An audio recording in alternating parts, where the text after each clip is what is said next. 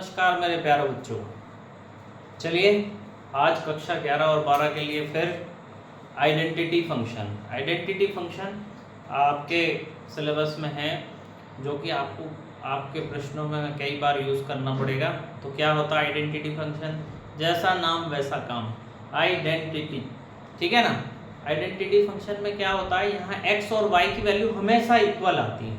जो आप जब भी जो x की वैल्यू डालेंगे वही y की वैल्यू आएगी। आप पुरानी क्लासों में भी ये पढ़ के आए हैं, 10th क्लास में, 9th क्लास में भी आपने पढ़ा होगा। x और y की वैल्यू जब बराबर आ जाती है तो वो लाइन हमेशा कहाँ से पास हो जाती है? वो लाइन पास हो जाती है ओरिजिन से।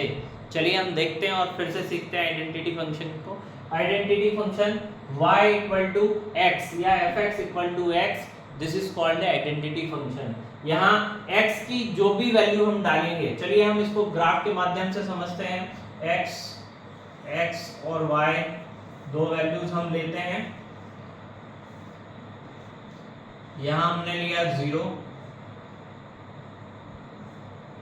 -1, -2 और 1 और 2। ये इन वैल्यूज पे मैं वर्क कर रहा हूँ। अब 0 लिया तो ये 0 आएगा।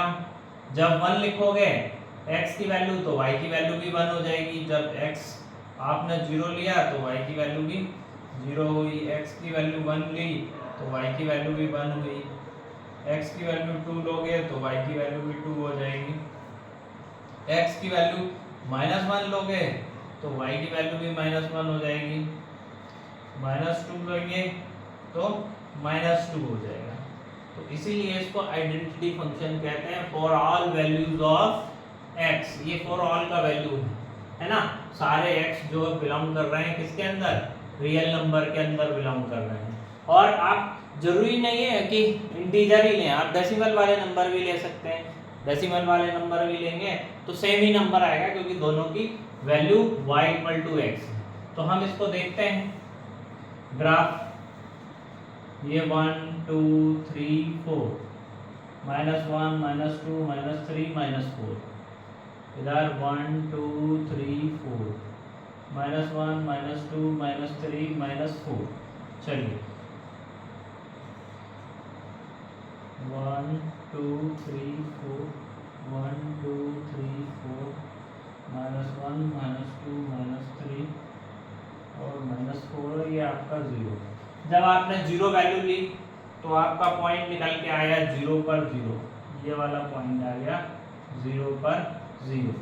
जब आपने 1 वैल्यू डाली तो 1 आया, 2 डाली तो 2 आया, -1 और -2। 1 पे वैल्यू 1 आ रही है, 2 पे वैल्यू आपकी 2 आ रही है और 3 पर वैल्यू 3 आएगी। मैंने वहाँ लिखा नहीं है पर मैं यहाँ आपको बता दे रहा हूँ। -1 पे 1 आएगी, -2 पे -2 और -3 पर -3 आ जाएगी। तो जब आप इन सारे पॉइंट्स को मैच करेंगे, इन सारे पॉइंट को मैं मैच कर देता हूँ, तो आपको देखने से ही पता चल रहा होगा कि एक लाइन है, एक स्ट्रेट लाइन है। मेरे पॉइंट थोड़े बहुत इधर उधर हो सकते हैं क्योंकि मेरा बोर्ड पे है, ठीक है।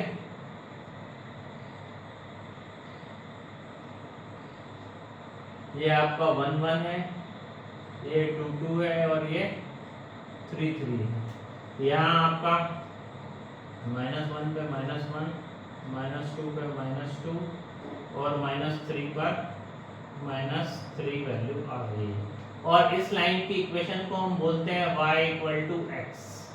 y इक्वल टू x जो लाइन है हमारी, वो कौन सा फंक्शन हो गया? आइडेंटिटी फंक्शन हो गया। और दूसरा शब्दों में यदि कहें तो ओरिजिन से लाइन जाने वाली लाइन की इक्वेशन वो भी y इक्वल टू mx के फॉर्म में ही होती है। अब चूंकि आइडेंटिटी फंक्शन है इसलिए ये वाली लाइन ली है, अगर इसकी वैल्यू नेगेटिव हो जाएगी तो लाइन इधर से भी जा सकती है, ठीक है ना। पर हमारी आइडेंटिटी फंक्शन यही है। तो चलिए इसके डोमेन और रेंज पे बात कर लेते हैं।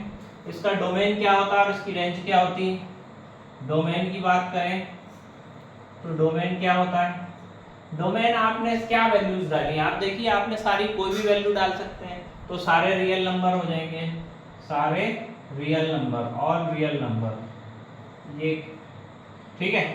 रियल नंबर हो गए। और सारे रियल नंबर डालने पर क्या आपको मिला रेंज के रूप में, तो वो भी सारे रियल नंबर ही हमको मिले हैं, तो रेंज भी इसकी रियल नंबर होगी।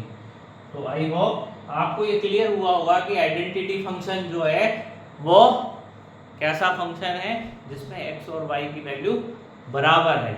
तो स्वस्थ रहिए, व्यस्त रहिए और मस्त रहिए, मेरे साथ सीखते रहिए। जय हिंद, जय भारत।